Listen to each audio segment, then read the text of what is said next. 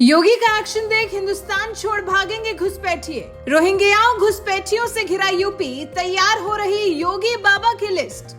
योगी ने दिया अधिकारियों को ऑर्डर, कुछ ही घंटों में दिखेगा बाबा का एक्शन। जी, पिछले 24 घंटे में देश की राजधानी में एक के बाद एक हाई लेवल बैठक हो रही है। प्रधानमंत्री नरेंद्र मोदी, रक्षा मंत्री राजनाथ सिंह, गृह मंत्री अमित शाह, राष्ट्रीय सुरक्षा सलाहकार अजीत डोभाल और तीनों सेनाओं के प्रमुख सबने आपात समीक्षा की। लेकिन इस पूरे घटनाक्रम में अगर कोई नाम सबसे ज्यादा सुर्खियों में है तो वो है उत्तर प्रदेश के मुख्यमंत्री योगी आदित्यनाथ का नाम। हैरानी की बात यह है कि ये चर्चा भारत में नहीं बल्कि पाकिस्तान में ज्यादा हो रही है। पाकिस्तान के टीवी डिबेट्स, यूट्यूब चैनल्स और अखबारों में इस वक्त एक ही बात हो रही है। अगर कभी योगी आदित्यनाथ भारत के प्रधानमंत्री बन गए तो पाकिस्तान का वजूद ही खतरे में पड़ जाएगा। पाकिस्तानी पत्रकार और विश्लेषक अब खुलकर कह रहे हैं कि मोदी भले ही सख्त नेता हो, लेकिन योगी तो उनसे भी 2 कदम आगे है।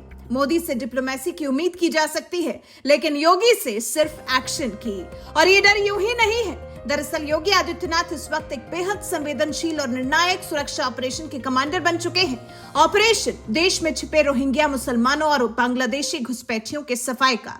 सूत्रों के मुताबिक उत्तर प्रदेश के भीतर करीब 60,000 से अधिक अवैध घुसपैठिए रह रहे हैं। इनमें से कई लोगों ने Aadhaar card, voter ID, ration card और यहाँ तक कि पैन कार्ड तक बनवा लिए हैं।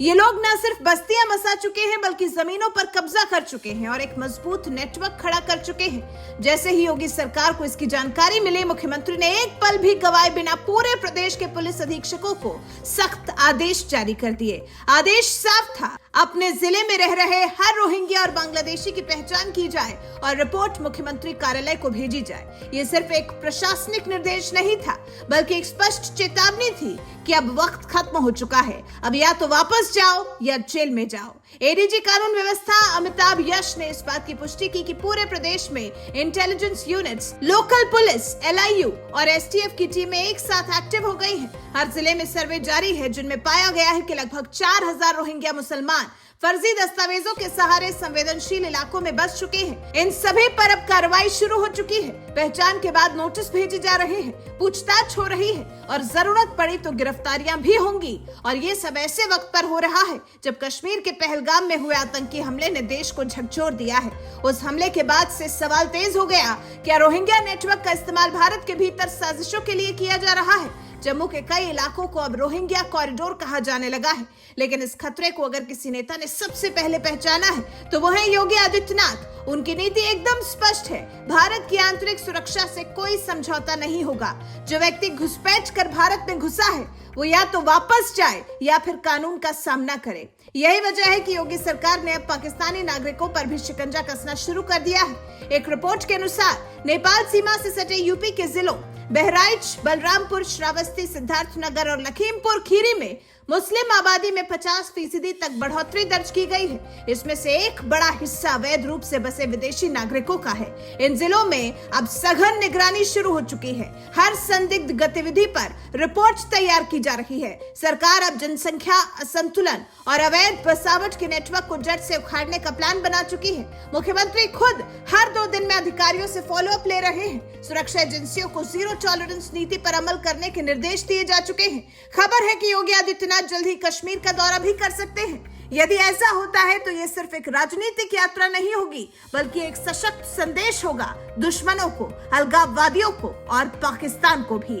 कश्मीर में आज भी कई ऐसे इलाके हैं जहां घुसपैठियों के नेटवर्क मौजूद हैं। योगी का वहां आना एक कड़ा संदेश होगा कि अब भारत सिर्फ घाटी में शांति की बात नहीं करेगा बल्कि आतंक की जड़ें उखाड़ कर फेंकेगा। योगी आदित्यनाथ ने साफ कहा है, जो भारत के नक्शे में पाकिस्तान को जोड़ने की बात करता है वो पागल नहीं है, वो भारत के आत्मविश्वास की बात करता है। उनका ये बयान कोई उग्र भाषण नहीं बल्कि भारत के बदले हुए रवैये की तस्वीर है। अब भारत केवल बैठकें नहीं करता, अब बुलडोजर चलता है। मोदी और योगी की जोड़ी इस वक्त भारत की सुरक्षा नीति का दोहरा चेहरा बन चुकी है।